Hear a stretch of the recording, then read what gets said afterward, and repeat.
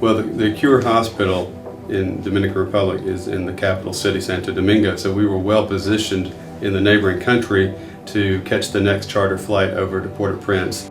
So I threw my stuff in the bag and we left Thursday about 11. And we're fairly close by and we have our things ready to go at a moment's notice. We were more or less the first ones on the scene. Primeramente, tengo 2 años viajando a hacer operativo médico con el Dr. Ners. I have visited many times to Haiti, helping Dr. Nelson. He asked me to go to Haiti, and I say yes because I think I'm born to serve other people. Since I'm from Haiti, it was really shocking everything I was seeing. I could not believe that my country was going through all that. When we arrived, there were maybe 1 or 2 doctors there, not really able to do much of anything. There were people everywhere. No floor space to even walk. People bleeding, dying, moaning, suffering in every bit of floor space, inside and out.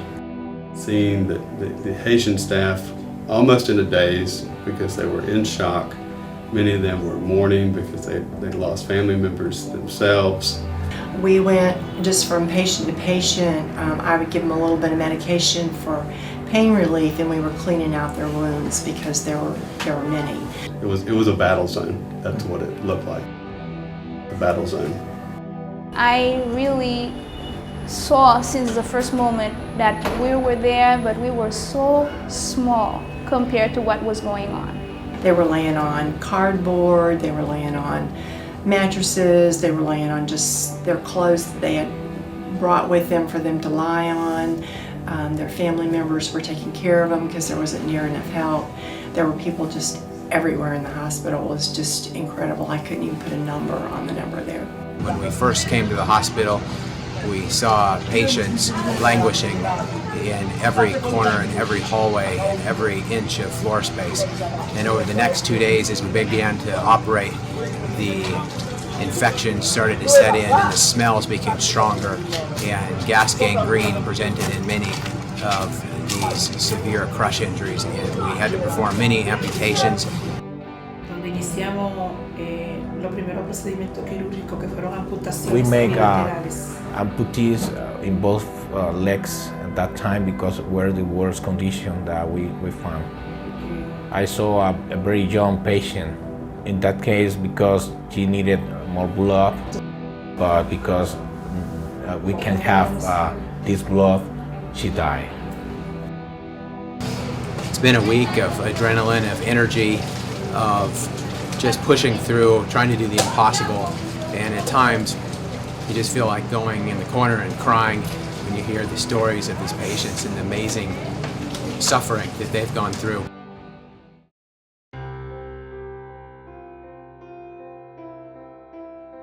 Within the first 3 days, we had 3 large airplanes full of supplies and medical staff. I'm sort of Dominican Republic logistics coordinator.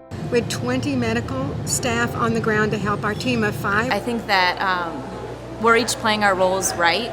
The physicians and the surgeons are caring for them medically, and the nurses, we're giving them their medicines, we're giving them their antibiotics, we're playing with them, we're trying to entertain them as best as we can, we're giving them food when we can.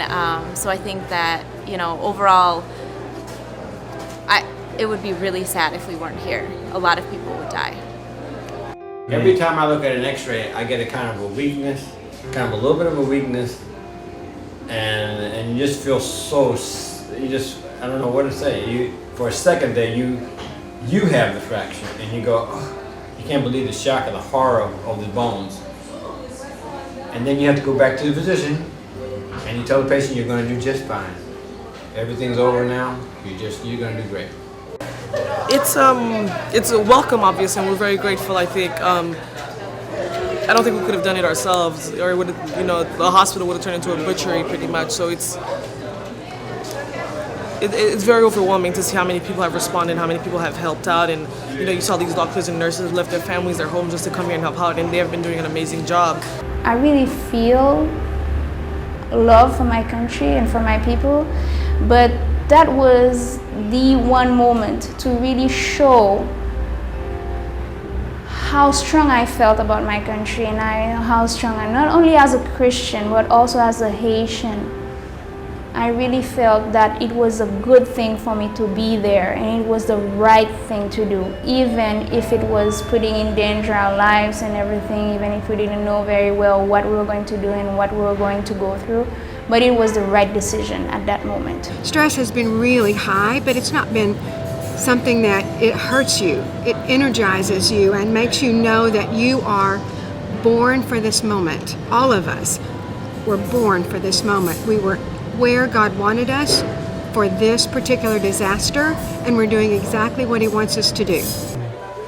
And actually, that's kind of what keeps you going, is the good feeling that you're here to do something. You're not here to watch. You're not watching it at home on the newspaper or watching on TV. You're here to do something. We've talked, what if we had stayed home? Well, this person whose leg fracture we just fixed wouldn't have had it fixed.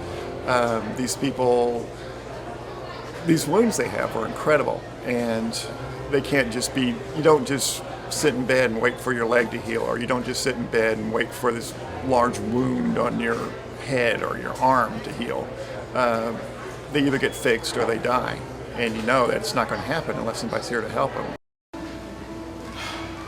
The first 3 or 4 days, there weren't a lot of orthopedic equipment. There was not a lot of orthopedic equipment around, and people were already infected, so they did a lot of mutations.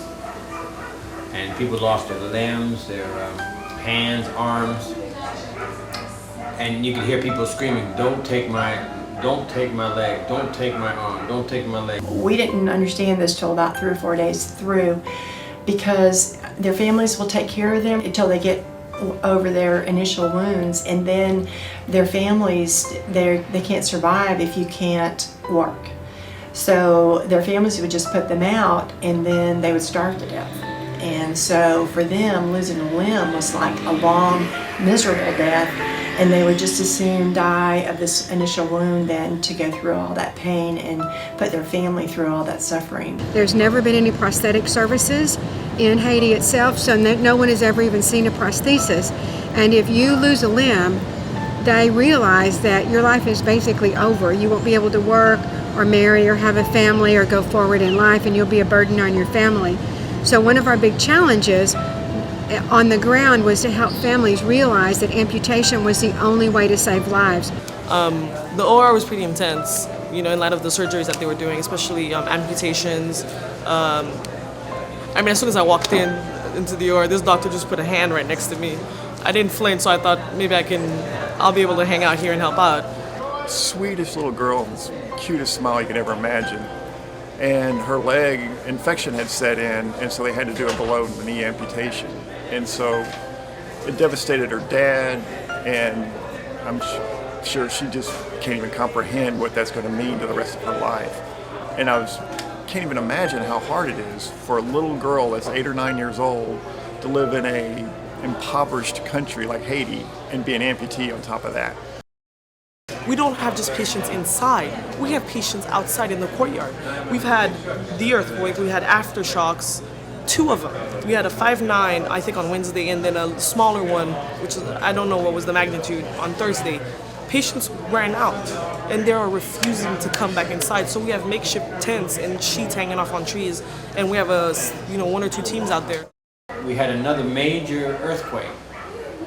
The hospital was shaking like this, and it went on for a while, and then when it stopped, it was almost a roar of human cries, and it was just pandemonium. It was panic.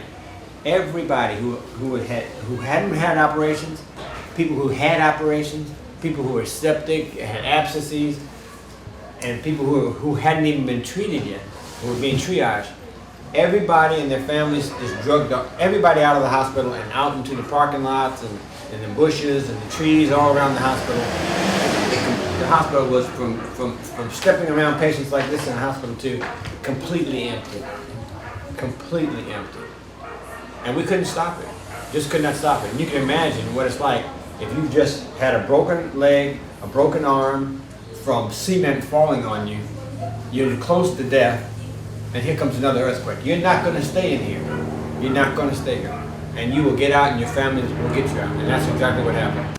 At night, the people would, you could hear them singing and together. I mean, just be like a crowd of people, and you hear their music. And it was just like such a blessing to me. It was just this music coming from their voices and their spirit, their ability to deal with all of that and still be able to sing and praise God was wonderful. That was a nurse. I don't know how doctors and nurses do this because a lot of us volunteers, I mean, this is in our line of work, so we tend to get very attached to these patients, and we know them, we know their stories, we know everything, a lot of things about them, and it's hard. It's really hard. I think it takes a toll on us emotionally. We're trying to distance ourselves, but sometimes we don't know how, so we get very involved with these people. There was a little boy, I don't know his name. You passed by him and you knew he was sick, and he was getting sicker. I mean, his infection was awful. And he's just cried out all day, "Mama, Mama!" And you knew the poor mother was very young, and there was nothing she could do. And we walked by, and she said, "Please." And his hand was dead. It was black. I looked at it later in the day, and I noticed that it looked like he had a glove on, but then I realized that it wasn't a glove. It was where the skin was just peeling off of his dead hand. It was just awful. And you knew how awfully that must be hurting this poor child. And all day, and I emailed Dr. Nelson. We did have some email that worked every once in a while, and I said, "You've got to get back here because we've got to get this kid's arm off today." We did get that kid's arm off, and later, actually the last day I think I was there, we brought him back because he also had a fractured femur, and we were putting him in a cast. Someone had given him a little transport truck, a little toy truck. And he came to the operating room screaming, as he was before, "Mama, Mama!" But he was holding his little truck with all his might, and he was such a beautiful child. And I'm sure in his mind he thought we were getting ready to take off another limb because he had lost his left arm up to the shoulder. But he was just such a beautiful child, and to know that this time we were putting him in a cast and he was going to be okay and he was doing well was just thrilling, for me. That was great. When Joe's came in, he was lethargic, non-responsive. He had injuries that had to go to surgery. Everybody had compassion for him, but I don't think they really thought he was going to make it. And so he came out, when he came out of surgery, there was really no specialized area for pediatrics, no special area for any patients, and he wound up in a storage area next to the nursery. At the beginning, I came down to the story, they were about to cut the arm. Then Dr. Nelson, he said, "No, I want to take care of the baby. He needs general curing also because he's not in good health." So a lot of people have an eye on him to try to take him back to good health after all this suffering. But the father has been with him since day one because the mother cannot be here. It was very terrifying because the minute his father would leave, he would just cry. To see him sitting up is almost like, "Oh my God, this is working, it's working." He's sitting up. That's a good story. That's a very good story. That story shows what can happen when everybody gets involved. When disaster strikes or God calls, you suddenly find that you're more than you thought you were. Our little hospital in the Dominican Republic stepped in. 5 people. It's almost like David and Goliath. 5 people went over and set up a hospital, started doing surgeries and saving lives within 24 hours. Who could ever write that in a script? And after CNN has left and all of the news people have moved on to another news cycle, we're still going to be working and serving and showing Jesus to people that are on the ground, because that's why we're there in the first place. And Cure International has been privileged enough to be part of this holy moment that God has brought somehow beauty out of this disaster.